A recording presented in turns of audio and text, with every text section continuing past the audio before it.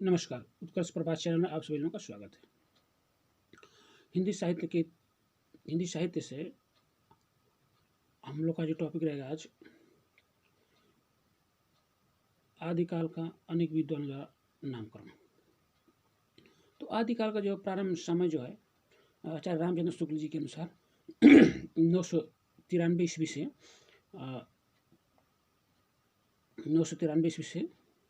1318 ईस्वी तक माना जाता है। आदिकाल की प्रमुख प्रवृत्तियों और विशेषताओं के बारे में थोड़ा समझ लेते हैं। पहला ये है कि आश्रयदाता राजाओं की प्रशंसा। जितने भी उस काल में राजाओं के आश्रय में रहा करने वाले कवि, चारण, भाट कवि रहा करते थे, वे उनकी जो है उनकी यशोगान क्या करते थे। दूसरा जो है युद्धों का सजीव वर्णन। तीसरा जो है वीर रस के साथ श्रृंगार रस का वर्णन।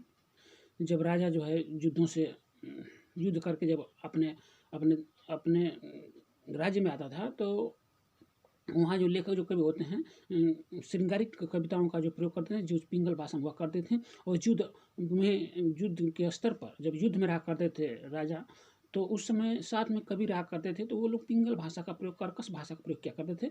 इसलिए उस समय की जो भाषा थी, डिंगल और पिंगल भाषा थी, उसमें ऐतिहासिकता का अभाव था और जो राज्य के सामान्य लोग थे, लोगों की उपेक्षा थी। तो ये सामान्य जो है आदिकाल की विशेषताएं रही हैं। तो आदिकाल को अनेक विद्वानों द्वारा रखा गया है। जैसे आचार्य रामचंद्र शुक्ल जी ने आदिकाल को वीरगाथा काल कहा, और बाबू श्याम सुंदर दास जी ने वीरगाथा युग कहा। वीरकाल विश्वनाथ प्रसाद जी ने कह दिया। आदिकाल हजारी प्रसाद द्विवेदी जी ने कह दिया। बीज वपन काल महावीर प्रसाद द्विवेदी जी ने कहा। इस प्रकार आगे भी अनेक कवियों ने इसके बारे में अपना अलग अलग मत दिया। जैसे आधार काल मोहन अवस्थी और सुमन राजे जी ने इसका नामकरण किया था।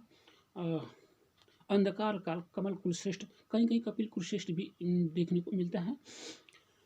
संक्रमण काल या प्रवर्तन काल डॉक्टर राम खिलावन पांडे जी ने इसका नामकरण किया था।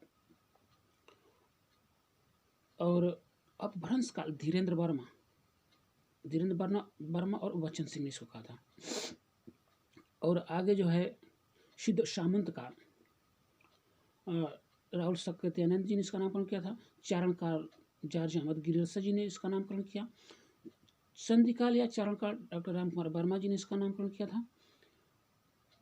प्रारंभिक काल या उन्मेष काल गणपति चंद्रगुप्त जी ने इसका नामकरण किया था। तो इस प्रकार जो है आदिकाल का अनेक नाम अनेक विद्वानों द्वारा रखा गया था। ये सब जितने नाम रखे गए, तो आदिकाल के ही विशेषताओं और प्रवृत्तियों के आधार पर इन सब का नामकरण किया गया था। सिद्ध सामंत काल नाम रखने का सिद्ध साहित्य से रखा गया, समझ करके राजकुमार वर्मा जी द्वारा। आदिकाल रखने का कारण था जो युगों का प्रारंभ होने का कारण, आदि प्रारंभ होने का कारण से हजारी प्रसाद द्विवेदी जी ने इसका आदिकाल नाम रख दिया।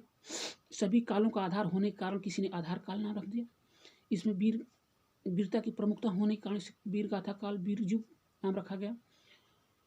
और संधि काल और चारण काल कहने का मतलब था जो राजा के दरबार में दरबारी कवि हुआ करते थे, वे राजाओं की यशोगान किया करते थे, उनकी प्रशंसा में लगे रहते थे, तो उनको चारण या भाट कहा जाता था। इसलिए कुछ विद्वान ने इसके चारण काल कह दिया।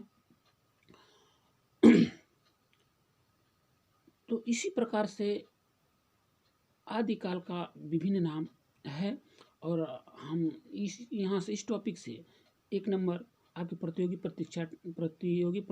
परीक्षा टीजीटी पीजीटी प्रवक्ता आदि में अवश्य ही 1 नंबर आते हैं। जो भी छात्र इस वीडियो को देख रहे हो, इसको गहनता से अध्ययन करें, देखें वीडियो को और मेरे वीडियो को सब्सक्राइब करें। नमस्कार।